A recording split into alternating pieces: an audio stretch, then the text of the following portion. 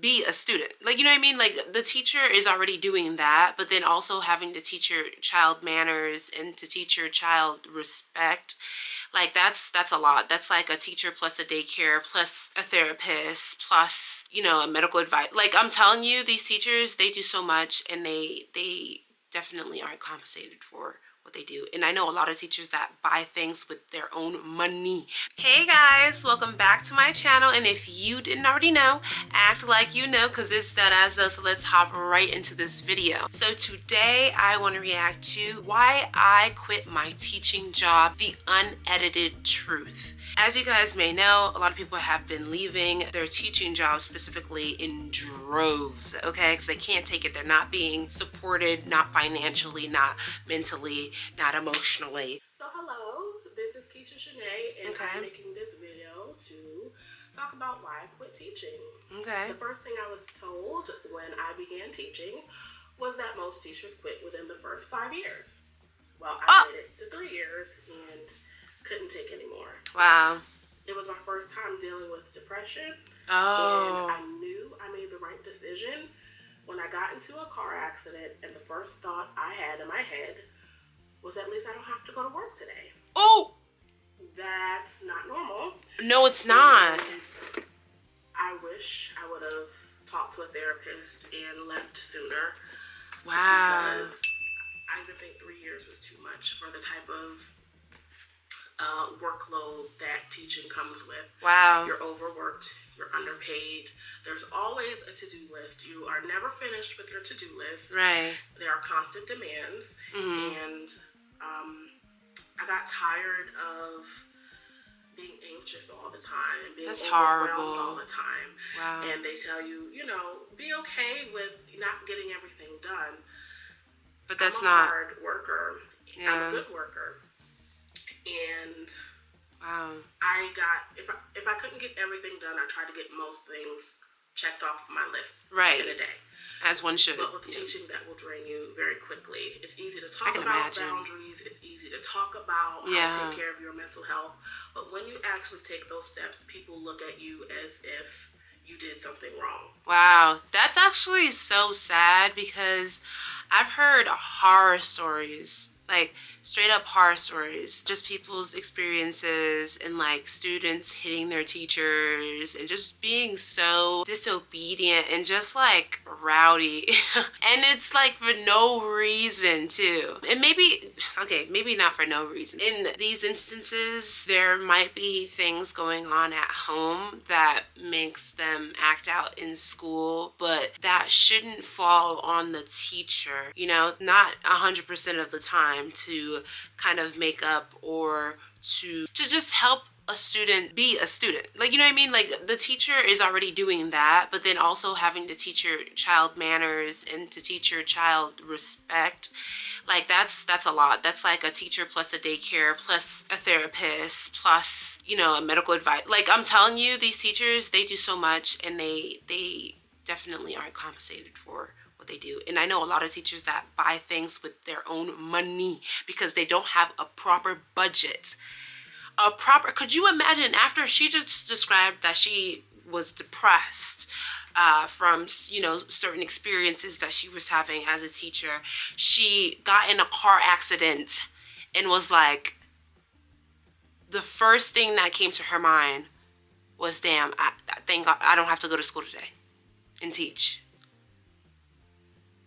There's gonna be like no one, and I don't want to be cynical about it at all, just negative in general, but we're looking at AI teaching students, children, our future children, whatever. Like, it's insane, and people should be very, very concerned because they're already doing it. I think there's a school in the South that is doing it with a boarding school. So a lot of times, as a teacher, I was asked to cover classes, even within my first year. Constantly asked to cover classes. I understand teacher shortage, no subs. People don't want to be in the classroom. Wow. I wonder why. But not only worrying about my own class, but also having to cover someone else's class. And I worked for a district who, they would pay you $50 to cover a class. But within that, after taxes, it's really not that much. Oh, wow. And money never compares to my mental health. Right. It shouldn't. So that didn't matter. It shouldn't. So right off the bat, starting my first year teaching, I experienced the chaos of it all. The environment is complete chaos because everyone's trying to survive. Right. You have people who are, I'm just going to keep it real. It seems like they're in denial. So I would say toxic positivity, where everything's okay all the time. We're going to be okay. We're going to get through it. That's what people say. And I'm all for being positive, but it gets to a point where you can't ignore certain issues, especially when you're mentally drained and your body is shutting down. Wow. I had no energy for anything after work. I would come home, go straight to my bed. I didn't have time. I didn't have the energy to cook. I couldn't imagine. I was lucky if I made it to the gym once a week. Wow. And then once I started grad school, I didn't go to the gym at all. I don't even know how I got my homework done half the time for grad school because it was all on a miracle and a prayer. Just made it work, yeah. Wow. I can't tell you how I did it. So I'm going to go into the top reasons why I decided to leave the teaching profession. Okay. So number one, the pay. Oh, I can imagine. I got my little list here if you see down the pay. So back in 2021 was when I first started teaching. Oof. And with a bachelor's degree, my very first check was $2,300. For? That, after paying rent, it don't cut it. There's not much left. So the area in which you live, probably. If you're going to teach, you probably need to be married or be okay with having a roommate for the majority of your life. What? Not a roommate. It's going to be hard to pay your bills. Wow. But again, that was where I lived, the state I lived in. Yeah. With a bachelor's degree. Of course, if you have a master's degree, then you make a little bit more than that. So I was super excited about my first paycheck, and then I opened it, and my mouth dropped open. I'm like, thank you. I'm grateful I have a degree and I have a job. Right. What is that? Yeah. What am I going to do moving forward to pay bills and actually I wonder if that was like be able to live comfortably over a 2-week span, or that was a 1-week check. 2, disrespect from students. In the 3 years that I've been teaching, I've been cussed at countless times. I can't imagine. I've been called a B word. Ooh. I've been called mean, just for being human and wanting my space. Right. Students don't really understand boundaries, and so I had to do a lot of lessons about personal space. Wow. A lot of lessons about social skills. Ooh. There's a lot of that lacking in today's society. Wow. And so, not only are you teaching curriculum, but you also have to teach social and emotional skills. Wow. And that's why I just decided to become a counselor. That was most of my job. It's like I didn't even have really much time to teach. I was constantly dealing with another issue, a behavior issue. See what I said earlier? Someone's crying, someone's angry. You become their fighting, therapist, counselor, get along. So I had to everything. go back to the very basics and teach the very basics in high school. Social skills too. In high school. So the disrespect is out of control. Again, students will cuss in front of you. They will talk to you like they're an adult. And there's a lack of respect for authority. I can imagine too, that needs to be addressed. And there's also a lack of consequences. And, you can tell a student, well, I'm going to write you up. And they're like... And they'll tell you that they don't care. Right. And crazy. They say that most of the time they mean it. They will go to in-school suspension, or they'll go to the principal's office and come back, or they would prefer. I was always scared of getting in trouble. So it doesn't matter for them. So, Woo! 3, toxic positivity. I like to call this teachers in denial. It takes a lot of inner and emotional strength to acknowledge that something is not working and you are miserable. It takes a lot of work to leave something when you went to school for 4 years to study. Yeah. And it doesn't work out the way you planned.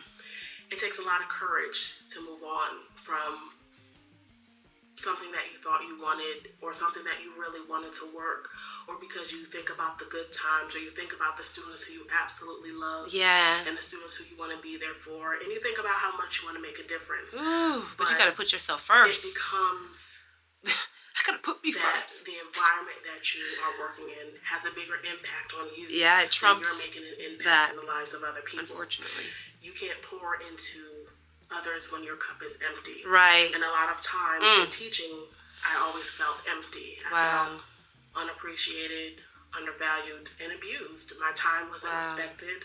My boundaries weren't respected. And when you do speak up, again, people gossip about you, or look, you know, they give you a certain look, and you know that they're not happy with what you just said. So you kind of get tired of it's given high school cycle. And high school behavior. With that toxic positivity, and with dealing with teachers who are in denial, who are just going with the flow, they're just used to the toxic environment. When you bring up a situation that you want to talk about to them, they look at you as if you're being a negative person, when in fact, you just want to have a real conversation. You just want to be real about what you're experiencing, and a lot of times, you just need to release it. You don't want to hold on to what you're feeling. Right. But you get the teachers who are in that toxic positive mode, and they make you feel guilty for even wanting to talk about the things that you're seeing. They make you feel bad for bringing up these concerns. And so a lot of times it was hard to find, for me, I'm not sure for anyone else, but for me, it was hard to find people who I could be open and honest with and have a real conversation about what I'm experiencing. And so that leaves you feeling unsupported. Right. Number 4, this is my favorite one. Y'all ready for this? Cliques. You have groups.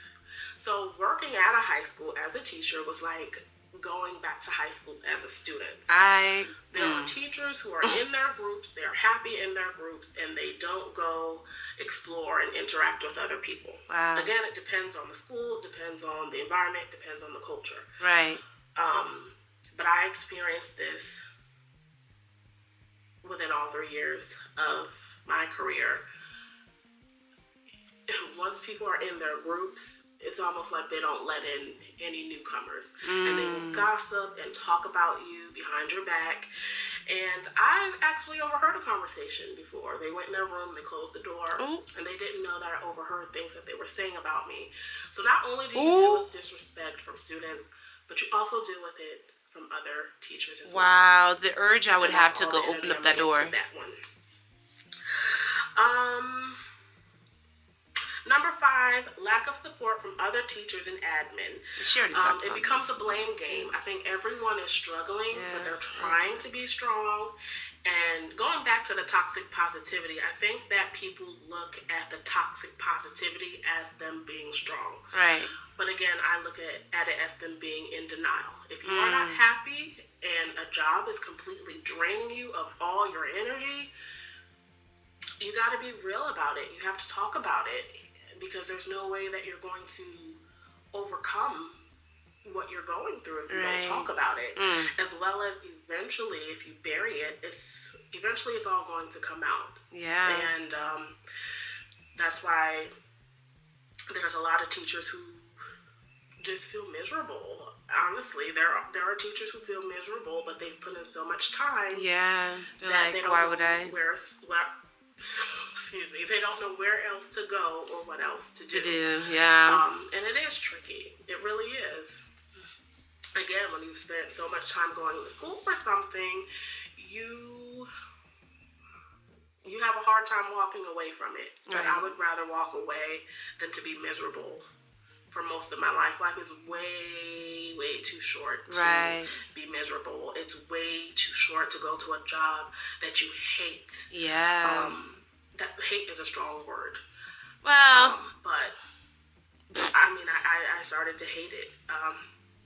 I was tired of the abuse, and I did start to hate it in the end. Yeah. I'm thankful for my students. The students who were very appreciative of me. I'm thankful for what I've learned and the skills that I've gained, but I don't see myself going back. I thought about going back until I finished grad school, but again, I got into a car accident. Yeah. And I'll actually leave the pictures for you guys. Oh, that was bad. Yeah. Wow. To see, it was a really bad accident. And as tragic as the accident was, I was happy that I didn't have to go to work. Like, I had a legit reason to stay home. And I'm screaming. That environment was literally slowly killing me, draining the life out of me.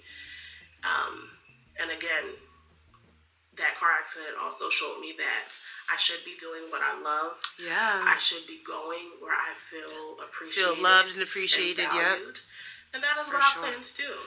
Me too. So I'm not trying to encourage anyone to quit teaching or to not go into the education field, but I do encourage you to do your research, to find teachers, interview them, even if you can go and observe at a school to see exactly what you're getting yourself into, and if that is something that you can maintain as a career for 30 plus years.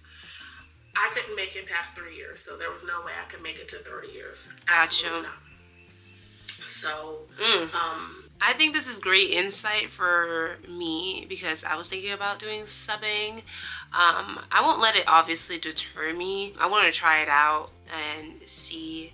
I don't want to be a full-time teacher, but it's something that I am interested in exploring. So, yeah, let me know what you guys thought about this video. Were you guys, have you guys ever lost like a teacher that was like, so special to, your growth as a student, but they ended up leaving your school because of this very teacher's experience, that no support and everything? And did your teacher ever vent to you about the lack of support? Because some of mine did, because we were locked in. Okay, sometimes you didn't even need to be locked in, they just vented.